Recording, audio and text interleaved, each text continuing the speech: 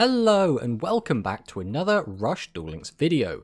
Today what we thought we'd do is revisit Noodle Ninjas, and that's because I've been playing the deck an absolute ton. And I thought what we'd do was we go into a little bit of a deep dive so we can really talk about the deck, how it's evolved over time, its matchups, how to better play the deck, and really kind of get into the nitty gritty of what makes Noodle Ninjas Noodle Ninjas. Noodles are well known for being an explosive OTK deck.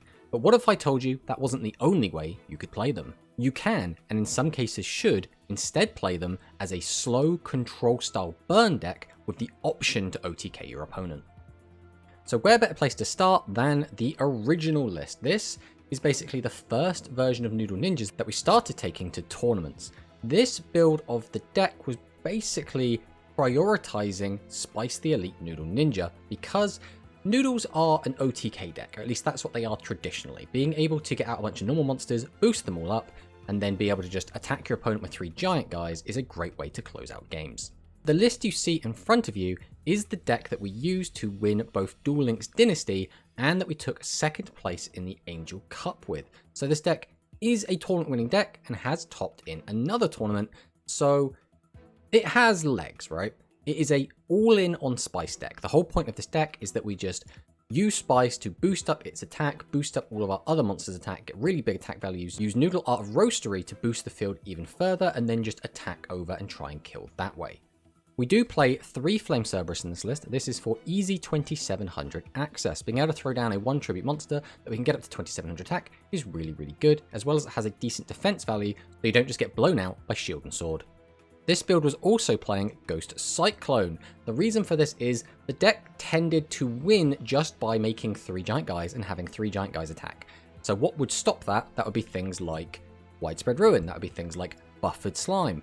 Any of these battle traps that would stop us from ending the game would be a big detriment. So being able to run Ghost Cyclone to just get rid of those threats meant we could just attack in for game, so good inclusion. Finally, we want to talk about Thunder Gazelle. Thunder Gazelle is a really cool card.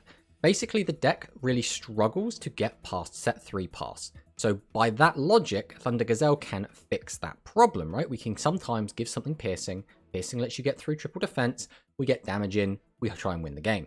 This card is also pretty cool because we can recycle monsters, but we'll talk about that a little bit later. But we were on 3 copies of this card because there was no reason not to, right? We weren't playing any other limit 3 cards, therefore we could just play this. And our game plan was very one-dimensional, right? This is typically how most people play the Noodle Ninjas. You just summon out a board, get as many attack points on the field as possible, 3 giant attacks, and hope that ends the game.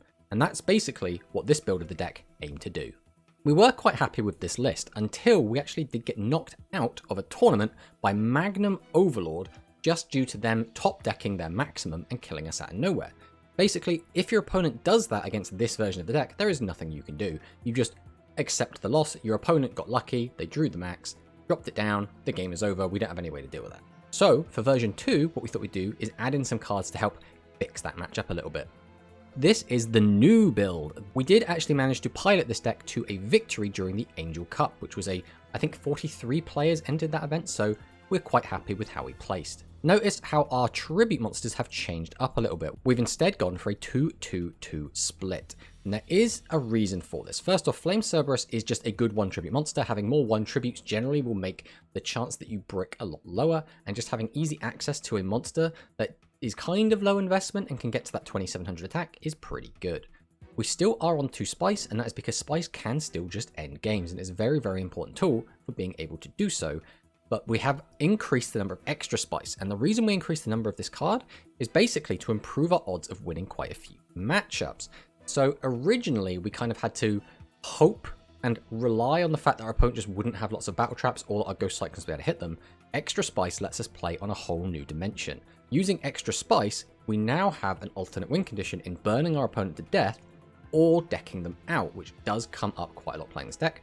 Now, against some matchups, doing either of those things is going to be a bit of a stretch, right? If you're playing against a particularly aggressive matchup, they're going to be able to put too much pressure on you and you're not going to be able to stall out the game and play your slow control style. But if you're playing against a deck that can't beat set 3 pass, which we're thinking things like other Noodle players, we're thinking decks like Death Doom Requiem, these decks really struggle to beat through set 3 pass, and thus we can slow the game down to a crawl and then initiate our secondary win conditions. Spice is still a fantastic finisher. This card will still win you a lot of games, probably the majority of your games, depending on what you're against. So it's still very important that we have 2 copies of this because this is our main playmaker, as well as we want to have as many of the level 7 and 8 Noodle Ninjas as we can for our skill so that we can keep getting our cards back. So let's talk about our skill. Noodle Art Reboot is very, very good. This is a fantastic skill. So this skill basically lets us choose one of our face-up level 5 or higher monsters on our field, give it 600 attack until the end of the turn. Then if it was a 7 or higher monster that was normal summon this turn, we can add a Pyro normal monster with 1300 or less attack from our graveyard to our hand. This is incredible. Not only does that mean that our Cyberse can get up to 27 as a 1 tribute monster, which is just fantastic, but if we do use it on any of our bigger noodle monsters, we can keep bringing back bodies. And these bodies are very, very important because we can tribute them off, we can send them to the graveyard for extra spices effect requirement and just get that burn and draw, or we can just have them as the body, either to set face down defense to block an attack, or to boost up with spice and the Noodle Art of Roastery, which is just fantastic, right? It's so powerful and versatile, which makes it one of the best skills in the game. Extra Spice is extremely good for the control game. It allows us to apply pressure without attacking, which again, depending on the matchup you're in, can be invaluable. In the Noodle Mirror, I tend to find that whoever finds their Extra Spice first and whoever can reuse it the most and keep it around the longest tends to win that matchup, just because of the pressure this card can apply without even declaring an attack, which means a lot of your opponent's trap cards won't even come into the equation. The main way we want to use Extra Spice is to get it down and then protect it with our back row. If we're able to keep it around by protecting it with Widespread, with King's Majesty, and with Call of the Earthbound, and just keep it there for as long as possible, we gain even more incremental value off of it, get extra burns in on our opponent, which lets us win without having to attack, which is very, very important because a lot of people are on a lot of trap cards at the moment. Obviously, Widespread Ruin is about. Pretty much everyone that has bought the Buffered Slime bundle is also on that. So just having ways to inflict damage and win the game without having to trigger these or without getting stopped by these trap cards is very, very valuable. The primary reason that we are still on Flame Cerberus is just for Shield and Sword. Shield and Sword is extremely prevalent in the current meta. Most decks are actually playing this card because a lot of the other decks, including our own deck, rely on 0 defense or very low defense boss monsters. So by having these low defense monsters, if you activate Shield and Sword, you're able to flip those monsters' attack and defense around so they become 0 attack monsters, which means you can not only clear your opponent's high level monsters very easily, it also is like getting a direct attack on top, which is just fantastic. Shield and Sword steals so many games, it is so extremely powerful. So we include our 2 copies of Flame Cerberus because if we leave a board up of multiple high level Noodle Ninjas, effectively we're like inviting a defeat by your opponent just activating Shield and Sword and then just getting in for like effectively 2 direct attacks. Whereas if we have Flame Cerberus, it doesn't punish us quite as hard because 1800 defense is still quite good. Next up, we'll talk about some of the other changes in our trap. So we were already playing the Widespread Ruin, but we have included the King's Majesty and the Call of the Earthbound. These cards specifically are in here to give us something to do against Magnum Overlord. Both of these traps hard shut that card down. Magnum Overlord can only attack 1 time. So if we can force that attack to be on a defense mode monster with Call of the Earthbound, the attack is effectively worthless. And if we can stop the attack outright with King's Majesty, again, fantastic. Our deck is very good at just killing our opponent on the crackback of a Magnum Overlord by using cards like Talismanic Seal Array, by getting a big burn effect off of Extra Spice and doing a multiple burn turn, which we'll talk about a little bit later, or just by making a giant board using Spice the Elite Noodle Ninja and the Noodle Art of Roastery. We're able to just make massive boards with multiple 3000, 4000 attack monsters and easily get over a Magnum Overlord and then just win the game. To go along with our King's Majesty, we've decided to include 3 copies of Descendant of Titans, and there are a couple of reasons for this. Primarily, it's because high defense monsters do come up. I don't want to pretend that they don't. Having a 1400 defense monster can be relevant against the right matchups, depending on what you're playing against. But what we've been finding a lot is that there are a lot of decks at the moment that change your monster's battle positions. We're thinking specifically the Harpy Ladies and Torna the Windweaver in both the 7's Axel Road and Magnum Overlord decks. So by having a monster with higher attack value, when our monsters do get changed from defense to attack, we take less life points, and that is our primary goal. Keeping bodies around would be fantastic, but not losing as many life points is very, very important. If we did have something like a Babysitter Goat and it got changed into attack mode, we take full direct damage, which is really, really bad for us. And we have been seeing a lot of Overlord and a ton of Harpy play, so I think it does make sense to include Descendant of Titans, even though arguably Babysitter Goat will stick around longer sometimes. Also notably, we are playing 7 of our low-level Pyro monsters between 3 Fyaru, the 1 stock the Noodle Ninja, and Flavor Inspector. The reason we're on 7 is this kind of just felt right. We've gone up to 8, we've gone up to 9, and we've gone down to 6, and none of these numbers really felt great. When we had more, it felt fine, but it felt like a lot of chaff. We didn't need all of those cards. When we went lower and we went down to 6, we had several games where we just didn't have enough. I think in total, since playing 7 of these monsters, we've only been punished for having 7 of them one time, and that's when we just needed one more copy and we just didn't have access to it. Other than that one game, it has never come up and 7 has felt perfect. Another thing we should probably talk about is Seahorse Carrier. This card is just amazing in this deck. We are still playing quite a lot of high-level monsters in 6 total, even if 2 of them are level 6 monsters, which does mean having access to Seahorse, which can get us extra bodies to be tributed, is still really, really powerful, as well as the fact that we can use Seahorse even when we have other monsters on the field, which means we're not going to get stopped from activating it if our opponent's also playing like a slow grind game against us, which primarily will come up in the Noodle Mirror. Seahorse is also extremely valuable if we want to have a multiple big burn turn. And what we mean by that is using extra spice multiple times in one turn. This could be something like tributing 2 monsters, summoning out your extra spice, summoning another monster, sacrificing it for extra spice's effect, burning for 1,000. Then tributing over our extra spice for another extra spice, summoning out another monster, again sending that to the graveyard to burn your opponent for another 1,000, and then activating something like a monster reincarnation to bring back extra spice and then do it again. If we have multiple copies of Seahorse Carrier, we effectively have a ton more bodies to work with, which means we can make these high investment plays and possibly burn our opponent for 3, sometimes even 4,000 damage if we're able to shuffle back an extra spice, which at the moment would only be via a Talismanic Seal Array. We would then have to get very lucky to draw into it, but that is a possible option. So having these big burn turns are really, really, really cool, and we can just end games off of them, but Seahorse Carrier becomes pivotal in those turns. Speaking of Talismanic Seal Array, it is fantastic. I know a lot of people don't like this card in Noodles because it means shuffling back a load of your normal monsters that you want in the graveyard to fulfill the requirement for Spice and for the Noodle Art of Roastery. But Talismanic Seal Array does also let you shuffle back your effect monsters, which is very, very good. Being able to reuse your extra spices, put back your Seahorse Carriers is all very, very good. Being able to chuck all of that back into our deck also really helps with the deck out game. And sometimes we do actually play for the deck out game if our opponent is also playing a deck that can't get through set 3 pass. It is just an unfortunate part of the deck that sometimes we will just attempt to deck our opponent out, but if they're clever, they will also do the same thing back to us, so all's fair in love and war. But being able to weaken your opponent's monster can also be really, really valuable. It does let you push for games, similarly to how the Noodle Art of Roastery does. But again, being able to recycle cards and increase our deck count is very, very valuable. And notably as well, Thunder Gazelle also does the same thing where it can increase our deck count, which can be very, very good. So let's talk about the deck's strengths. Basically, the deck has extremely explosive turns. Spice the Elite Noodle Ninja and the Noodle Art of Roastery are just fantastic cards for making these giant boards, ridiculous attack, multiple hits in. Very, very good, very, very high pressure, and basically makes the deck feel like a very strong OTK.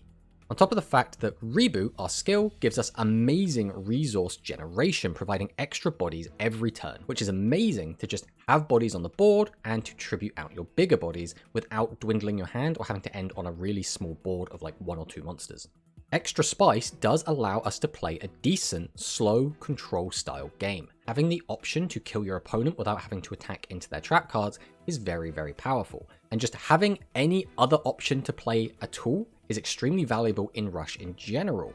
This deck can win with overwhelming aggression. We can win in the slow burn game, and we can win in the slow mill game. We do have basically 3 different options available to us, which is something not many other decks can boast. And finally, we have easy access to 2700 plus monsters. Flame Serb, our Spice, and Extra Spice can all very easily reach 2700 plus attack value thanks to our skill, which does mean we can attack over pretty much anything. Now, there are going to be some situations where your opponent's battle traps will get in the way of that, but very few and far between are we seeing actual combat tricks that do reduce our attack value, outside of something like counter pigeons, which we can deal with quite easily using this deck. So those are our strengths, but what are our deck's weaknesses? The first one sticks out like a sore thumb. We have 0 defense, which means shield and sword will completely destroy us. as well as Sword and Shield a little bit, but between the effect of Spice and the Noodle Art of Roastery, typically we can boost our attack high enough that we won't really care about a Sword and Shield, because we'll gain so much attack, we'll just generally attack over it. Next up, we are on 6 high-level monsters, which means there will be situations where we just draw a lot of them in the first turn, and we'll brick, and the game will just kind of be over. Unfortunately, that will just happen, but that will happen with most decks. There are a few exceptions to that. For example, Harpies don't tend to run as many level 7 and 8 monsters, if any at all, so obviously they won't be bricking that way. And some other decks, such as Overlord, do have a way to cheat their high levels out, so there are caveats to that, but for the most part, this is just a problem that almost every deck has. We do also have no way to beat set 3 pass. If our opponent does just set 3, oftentimes we have to evaluate if it's even worth trying to clear them all, leaving ourselves with 3 attack mode monsters and then just getting counter-attacked. A lot of the time, it will actually be better for us to just not even bother, maybe attack one of them, maybe just sit on 3 defense monsters ourselves, which still is a problem. It means that if our opponent does have some sort of alternate win condition, or if they're waiting to draw into their win condition, they will have all the time in the world. But fortunately, again, we do have countermeasures for this. It just sucks that, again, we don't actually have a way to beat set 3 pass. Notably though, we do have Thunder Gazelle, which sometimes comes up and does let us beat set 3 pass, as well as the fact that we could include Tribute to the Doomed. Tribute to the Doomed does again let us beat set 3 pass by just destroying one of the face down monsters, which means we can then attack, and then use our third attack to get a direct attack in. However, if our opponent is smart, they will just sit on their back row and sit on their widespread ruin or whatever other trap they might have and just use it during the turn that we use Tribute to the Doomed. So a lot of the time it ends up feeling a little bit lackluster. I do think Tribute to the Doomed is still very, very powerful and in the right matchups is actually a lot better than Monster Reincarnation, but I do prefer the utility Monster Reincarnation brings by being able to reuse something like Extra Spice. Sometimes we just need extra bodies with Seahorse Carrier. Sometimes we just need to try and OTK with normal Spice. Sometimes we need Thunder Gazelle. If our opponent's got an empty hand, it is the perfect target for Monster Reincarnation. The next big weakness of the deck is that we have very limited ways to actually recycle our cards back into our deck, which again can come up in the fact that we want to keep reusing Extra Spice for the burn. We need as many ways to get this back as possible, as well as the deck out game. If we end up on a lower deck count than our opponent, then we can just lose the deck out war to them. Our current limited ways of recycling anything is Thunder Gazelle, which rarely comes up. We do have Talismanic Seal Array, which comes up a lot. And we do have Monster Reincarnation, which also comes up a ton. And finally, the biggest weakness of this deck is that Buffered Slime exists. This card sort of acts like a Waboku. It prevents you from taking damage that turn, even if you do burn yourself for a ton. If I, for example, go for a big push turn with Spice, maybe a Fyaru, and maybe a Flavor Inspector, boost them all up, drop a Noodle Art of Roastery, get 3 massive monsters, attack, and your opponent flips over Buffered Slime, not only are they surviving that turn, but you've now got a really weak board of just a 2200 and 213s. Your opponent can then summon up their own ridiculous board, clap back, and absolutely destroy you with your now 3 attack position monsters. That is the biggest weakness. And if we could, we would be playing Buffered Slime ourselves, but we are not buying that bundle. I refuse until the next set comes out. Until then, we're just going to be playing the weaker version of the deck. So next up, I want to talk a little bit about strategy. In my opinion, everyone is playing this deck wrong. People play it solely as a massive OTK deck and overextend into massive punishes. Things like Slime, Widespread, and Majesty all really punish going full aggro. Against some matchups, you need to play more aggressively, but for the most part, you can slow things down and win through a war of attrition. Only having one face-up monster, only attacking with one monster each turn, and having that monster be 2700 plus to get in for little bits of damage here and there and try to bait out trap cards. When our opponent gets low, we finish them off with a big Extra Spice double or triple burn turn. Some decks are too aggressive for this to work. Anything with Dragius can be a struggle, and we can't go full passive against something like Harpies. Legend spells for this deck are also a bit of a contentious topic. All 3 of them do have their merits. Shield and Sword can sometimes just end the game, but it's bad against a couple of decks, and when you go against those decks, it feels really bad to have it, so we did end up dropping it, and that's decks like Dawn Dino being a fantastic example. Tribute to the Doomed is very strong into a lot of matchups, and it is the only consistent way to clear a set monster and get a direct attack. Again, your opponent could just hold their traps and then stop you from getting that direct attack in anyway, so although sometimes this is very valuable and will just let you win the game, a lot of the time it will not.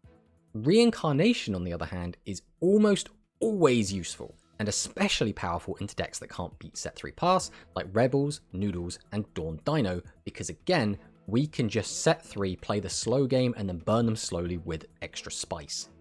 So now let's talk a little bit about the deck's matchups. Let's start with Death Doom Requiem. For me, Death Doom Requiem feels a bit like a free win for this deck. I've played this matchup so many times and I've literally never lost it. The Noodles always win. Death Doom Requiem can punish you for summoning out 3 monsters, so you just don't do that, right? If your opponent's entire game plan is to wait until you summon out 3 guys, summon out Doom Metal, pop your whole board and burn you for a ton, then attack you directly, we just won't summon 3 monsters. Sometimes we'll stall the game so long that they do just end up decking out. But usually, we'll get in for our chip damage as often as we can and then burn them out with extra spice. As for the Noodle Mirror, I almost never lose the Mirror. Now, there are caveats to that. I have obviously lost the Mirror a couple of times, but I have won the Mirror far more times than I have lost it, and I think a big part of that is a lot of people, again, are playing the deck wrong. Against some people that have played the deck correctly and have played, again, the slow, methodical, burn style game, I do struggle.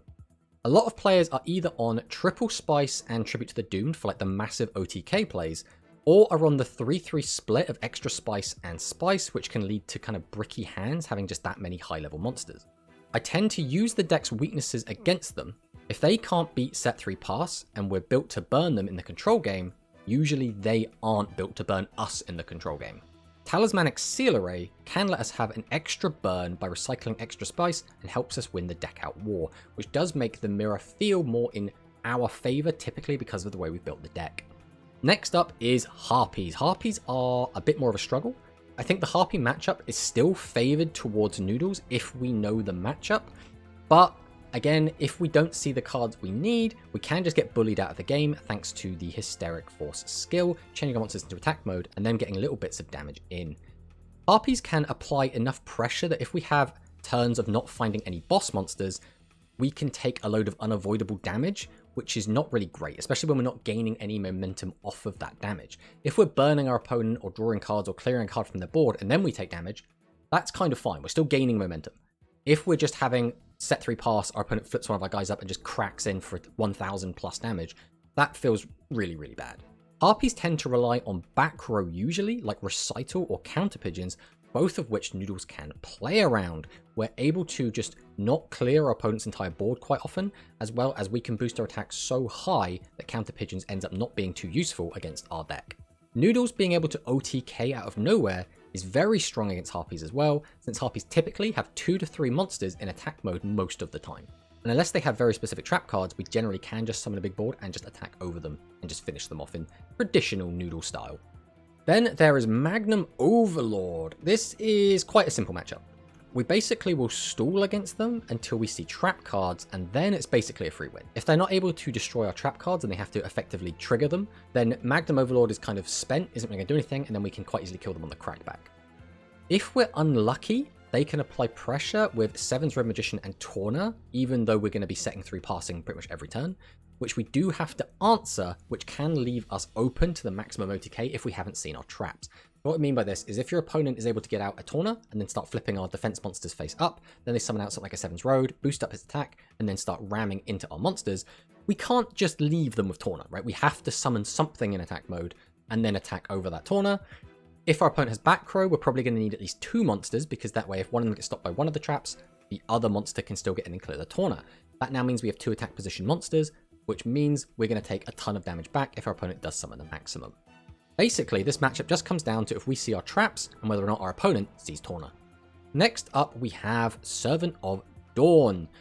Dragius in this deck, I think the deck becomes favoured against us. If it is the aggro Dawn variant, I think realistically, Dragius is just such a threat that it applies too much pressure and the deck can struggle into that. Whereas if it's the pure dinosaur version, I'd like to say Noodles are quite favoured. Dawn Dino has the same problem that Death Doom Requiem and Noodles have, that they lack a way to beat set 3 pass. And again, if we just play the slow control game, we can just stall them out, trading blows with our boss monsters, and then get little bits of burn with extra spice. Generally, we manage to eke out those wins. Next up is Resonance, and once again, Dragius is scary. On paper, this deck should be very strong into Noodles, between Dragius and Twin Edge busting through our defenses. But I haven't had much trouble with this deck yet. Realistically, I don't think we've actually lost against a Dragonic Resonance while we've been playing the Noodles. But on paper, I will say I think the Dragonic Resonance deck should absolutely bully us. We did actually lose against the Inferno deck just because of a combination of Twin Edge and Dragius, so I see no reason that Resonance couldn't do the exact same thing. So this deck, still a scary deck. And then Aggro. Aggro is probably our hardest matchup. Just 3 Dragius is so hard to deal with. It applies so much pressure and our deck is just not built to alleviate that pressure at all. Dragius Turbo is very strong into Noodles as they can apply so much pressure so quickly. Not being able to stall them out means we have to go overly aggressive and overextend, which can be problematic. Noodles want a long game to fill the graveyard with normal monsters, so if we have to go aggro early, we sometimes won't have enough damage to end the game there, thus leaving our board full of attack mode monsters, which means on the counter attack we can get heavily punished. Being forced to overextend also means that sometimes we will just lose to widespread and buffered slime. That is something that's just going to happen. Unfortunately, if we're forced into attacking because we're going to die anyway, or if our opponent has a way to completely break our board every turn, there's nothing we can really do. If our opponent just has the traps and has the Dragius, the game is pretty much over. That's why this is our hardest matchup. Then the final matchup we're going to talk about is Cyberse. Cyberse is basically a free win. Cyberse lacks a lot of the tools that they need to be able to consistently perform.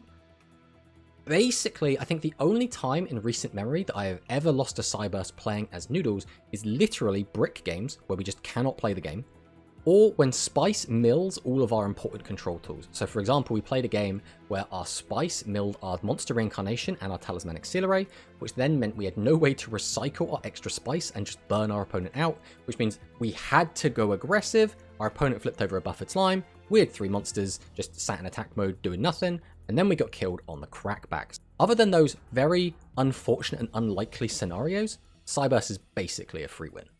I'd also like to point out that this deck can lose to any of the decks we have spoken about today. No deck is unbeatable or infallible.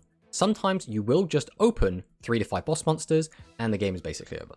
Also, this deck does take advantage of the lack of aggro being played at the moment. Taking this deck to Japanese events was a calculated decision based on their meta being primarily Royal Rebels, which is our easiest matchup, as well as Noodles, which we're built for the mirror. Harpies, which we have a decent matchup against, and finally Overlord, which again is a very simple matchup for us with this new build. So finally, I would like to take a look at kind of the latest version of the deck. So this is untested, but this is the future of the deck and what we're going to be trying out in the future. Again, this hasn't won anything yet, but this is the idea. We've increased the number of extra spice than Noodle Ninja, and this is because, again, in the mirror, whoever has more extra spice tends to win the Noodle game, which is why we put this in. As well as the fact that we have been playing, again, the more slow control variant game a lot more, so extra spice at 3 does kind of make sense. And to make room for it, we have dropped a Cyberse, which is a little bit awkward, but for the most part, we've been ending on boards of just one of our boss monsters, which means that we won't get punished by shield and sword any more or less than we would from a flame Cyberse anyway. This only really comes up if we end with multiple attack position high level monsters on the field. We're also going to try out Dosodon because this card is a bit weird. We can send 2 cards from our hand to the graveyard, including a normal monster, to draw a card. The logic here is that we have a lot of normal monsters anyway, we want them in the graveyard anyway, and drawing into additional tools such as our trap cards can be really, really valuable. So we're going to try out Dosodon and see how it works, especially since a lot of the time we end up with a lot of cards in our hand anyway playing this deck, so the steep cost shouldn't matter quite as much. Then we've dropped 1 copy of Noodle Art of Roastery, and that is just because, although this card does come up and does sometimes win games, a lot of the time we'll just sit there most of the game with a couple of these set and not really doing anything. So we're going to try it out with just the 1, and then we've increased the number of Call of the Earthbound in exchange for losing the other Thunder Gazelle. Thunder Gazelle, although does come up and can be invaluable, we've actually won several tournament matches off of that Thunder Gazelle, I think a second Call of the Earthbound is better. This is especially good into the mirror because, again, if we can stop an extra attack against our extra spice, that's just even more valuable, as well as the fact an extra tool to help deal with Magnum Overlord just makes us feel more comfortable, lets us feel safer. So this is the future version of the deck that we're going to try out. So now we've had past, present, and future. Just wanted to share this with you so you can kind of get an idea of where the deck is going in the future. And speaking of the future, going forward, this deck will gain some new life when the fusion monsters are released. We do have several Pyro fusion monsters coming in the future. But in the short term, we are getting Mirror Innovator soon, which has easy access to piercing. Unfortunately, piercing does really hurt our stall, slow, control-styled game plan. Having easy access to piercing you can just use every single turn might just put a stop to Noodles and completely shut down our ability to stall out games. As more forms of piercing enter the meta, I think we will see this style of deck and this build fall more and more out of favor. So unfortunately, I think the deck short term is going to fall off a cliff, but then I think long term, when the fusions come back out and if we get a new skill, we could bounce right back. But anyway, this has been a deep dive into the Noodles. I feel very, very passionate about this deck. I've played this deck a ton. We've won multiple tournaments with it. We've placed highly in a lot of other tournaments. I do feel that Noodles is a really, really fantastic deck, and I really hope that you might want to give it a go and try it yourself. Deal 2000 damage. Seahorse Carrier. Give me a free +1. Thank you very much.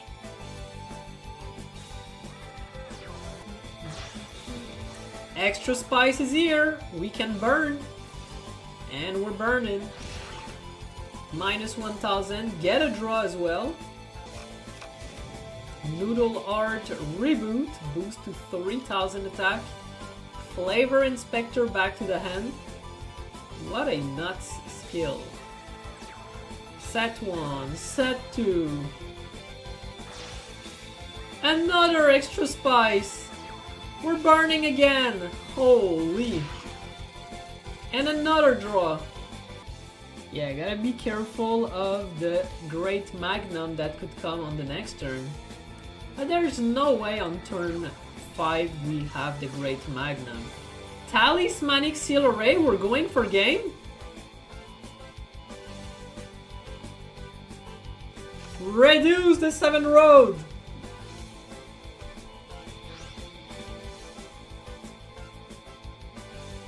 $23 to the face! 800 to the face! And 1000 direct attack! Noodle, best deck. Tomatosaurs takes game number 1.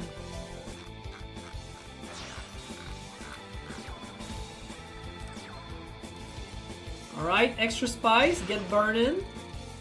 Can we inflict 26? Noodle Attribute. Get boosted, recover a material. Fire Yaru, welcome back my dear.